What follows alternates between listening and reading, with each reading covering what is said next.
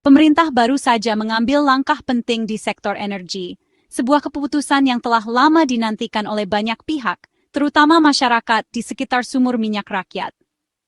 Langkah ini diwujudkan dengan penandatanganan Peraturan Menteri ESDM Nomor 14 Tahun 2025, sebuah regulasi yang menjadi tonggak baru dalam pengelolaan sumur minyak rakyat di Indonesia. Regulasi ini secara tegas melegalkan sumur-sumur minyak rakyat yang sudah beroperasi sejak lama, bukan membuka peluang izin baru secara bebas. Artinya, pemerintah tidak serta-merta memberikan izin baru, melainkan menata yang sudah ada. Fokus utama kebijakan ini adalah menata dan mengatur sumur-sumur yang telah berproduksi, sehingga memberikan kepastian hukum bagi ribuan keluarga yang selama ini hidup dalam ketidakpastian dan kekhawatiran akan status pekerjaan mereka. Menteri Bahlil menegaskan, yang dilegalkan hanya sumur rakyat yang sudah berproduksi, bukan sumur baru. Penegasan ini penting agar tidak terjadi salah persepsi di masyarakat. Selama bertahun-tahun, para penambang rakyat beroperasi di zona abu-abu. Mereka berkontribusi pada produksi minyak nasional, namun status mereka dianggap ilegal dan rawan penindakan. Dengan adanya regulasi ini, para penambang rakyat akhirnya diakui sebagai bagian dari ekosistem energi nasional. Mereka bukan lagi pelaku ilegal, melainkan mitra yang sah dalam pengelolaan sumber daya energi. Pemerintah ingin menarik mereka dari bayang-bayang ilegalitas ke dalam sistem yang teratur, transparan, dan diakui negara. Proses ini juga melibatkan edukasi dan pendampingan agar masyarakat memahami hak dan kewajibannya. Legalitas ini akan memudahkan pendataan, pengawasan, serta penerapan standar keselamatan dan lingkungan yang lebih baik. Pemerintah dapat memastikan bahwa aktivitas penambangan berjalan sesuai aturan dan tidak membahayakan lingkungan sekitar. Ini bukan sekadar soal legal atau ilegal, tapi tentang pengelolaan sumber daya alam yang berkelanjutan, menjaga keseimbangan antara kebutuhan ekonomi dan kelestarian lingkungan. Kebijakan ini menjadi jembatan antara kebutuhan ekonomi masyarakat lokal dan strategi nasional menjaga ketahanan energi. Dengan begitu, masyarakat desa bisa tetap sejahtera tanpa harus khawatir akan status hukum mereka. Pemerintah berharap langkah awal ini membawa perubahan positif bagi semua pihak di industri minyak rakyat, dari penambang hingga keluarga mereka, serta lingkungan sekitar. Regulasi ini adalah bentuk pengakuan dan penghargaan atas peran masyarakat, bukan pemusnahan atau penghapusan tradisi yang sudah ada. Masa depan pengelolaan minyak rakyat kini mulai ditata lebih baik, membuka harapan baru bagi keberlanjutan dan kesejahteraan masyarakat desa di seluruh Indonesia. Sebagian besar sumur minyak rakyat di Indonesia merupakan warisan dari masa kolonial Belanda, ketika eksplorasi minyak dilakukan dengan peralatan sederhana dan teknologi terbatas. Sumur-sumur ini tersebar di berbagai pelosok desa, menjadi saksi bisu perjalanan panjang industri minyak di tanah air. Banyak di antaranya adalah sumur tua yang telah lama ditinggalkan oleh perusahaan-perusahaan besar, menyisakan infrastruktur yang terbengkalai dan tak terurus. Namun, bagi masyarakat sekitar, sumur-sumur ini tetap menjadi sumber penghidupan utama. Mereka menggantungkan hidup pada minyak yang diambil secara tradisional, meski tanpa izin resmi dari pemerintah. Status ilegal membuat para penambang selalu berada dalam bayang-bayang ancaman hukum. Mereka bekerja dengan rasa was-was, tanpa perlindungan hukum, dan seringkali tanpa jaminan keselamatan kerja. Menteri Bahlil mengakui, kalau tidak dikelola, lingkungan rusak, rakyat dikejar hukum.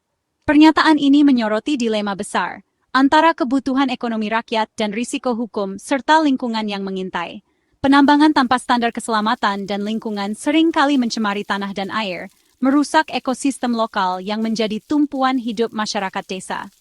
Tanpa pengawasan dan regulasi yang jelas, praktik ini menjadi bom waktu ekologis yang bisa meledak kapan saja, mengancam masa depan generasi berikutnya. Selain itu, rantai ekonomi ilegal menjerat para penambang pada tengkulak. Mereka terpaksa menjual minyak dengan harga jauh di bawah pasar, karena tidak punya pilihan lain. Tengkulak meraup keuntungan besar, sementara penambang tetap hidup dalam kemiskinan. Negara pun kehilangan potensi pendapatan dari pajak dan retribusi. Sistem ini hanya menguntungkan segelintir pihak, meninggalkan para penambang dalam lingkaran kemiskinan yang sulit diputus. Legalitas diharapkan menjadi jalan keluar, memutus rantai ekonomi gelap dan memberikan perlindungan hukum bagi penambang. Negara ingin mengubah ekonomi gelap menjadi ekonomi yang sehat dan adil, di mana masyarakat bisa sejahtera tanpa merusak lingkungan. Inilah urgensi legalisasi sumber minyak rakyat, agar sumber daya alam bisa dikelola secara berkelanjutan, adil, dan membawa manfaat bagi semua. Kebijakan legalisasi sumur minyak rakyat berdiri di atas 3 pilar utama yang saling menguatkan dan menjadi dasar bagi pengelolaan sumber daya minyak secara berkelanjutan di tingkat desa. Pilar-pilar tersebut adalah kepastian hukum, perlindungan lingkungan, dan peningkatan kesejahteraan masyarakat. Ketiganya dirancang untuk menjawab tantangan yang selama ini dihadapi oleh penambang minyak rakyat. Pilar pertama, kepastian hukum, mengubah status penambang dari pelaku ilegal menjadi mitra pemerintah yang sah. Dengan adanya legalitas, penambang tidak lagi hidup dalam bayang-bayang ketidakpastian hukum.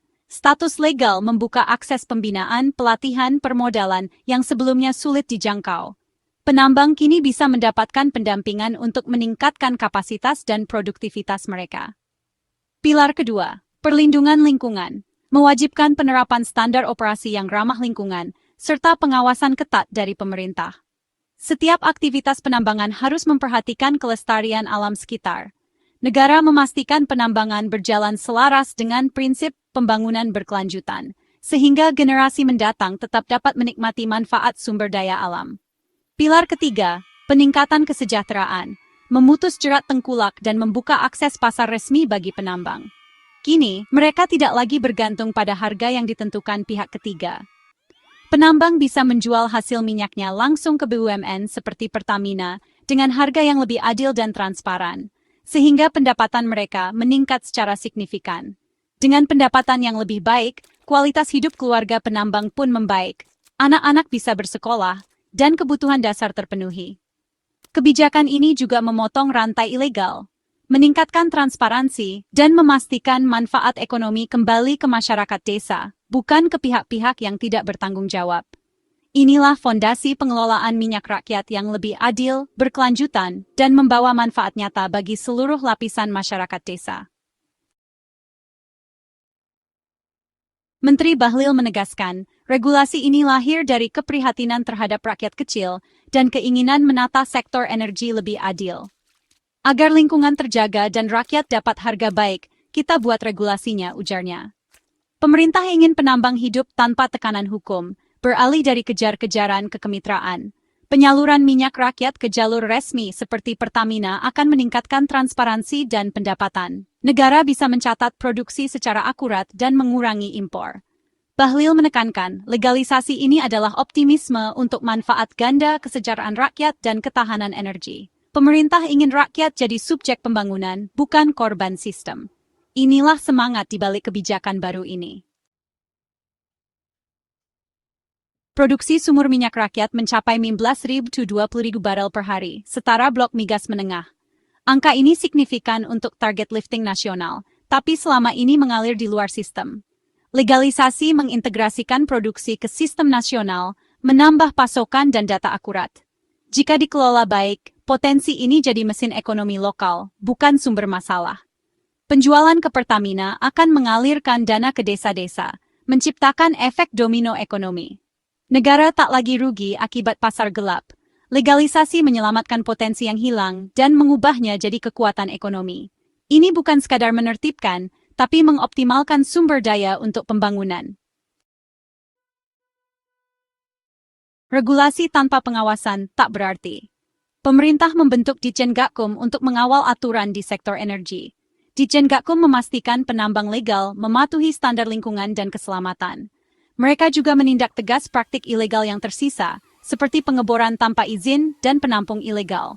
Personel Ditjen Gakum berasal dari berbagai lembaga penegak hukum, termasuk Kejaksaan, Polri, KPK, dan TNI. Kolaborasi ini menciptakan tim solid untuk mengatasi tantangan di lapangan. Kepemimpinan dipercayakan pada Rilke Jeffrey Huwae.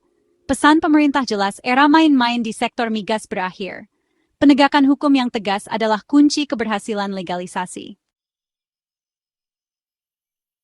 Regulasi baru memutus rantai pasok minyak rakyat dari tengkulak ilegal ke pasar resmi. Kini, hasil produksi wajib dijual ke BUMN seperti Pertamina dengan harga transparan.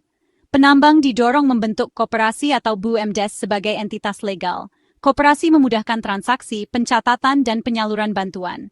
Penambang mendapat harga lebih baik, pendapatan meningkat. Negara mendapat pasokan resmi dan potensi pajak. Ekonomi ilegal berubah jadi ekonomi formal yang produktif. Ini langkah strategis untuk kesejahteraan dan transparansi.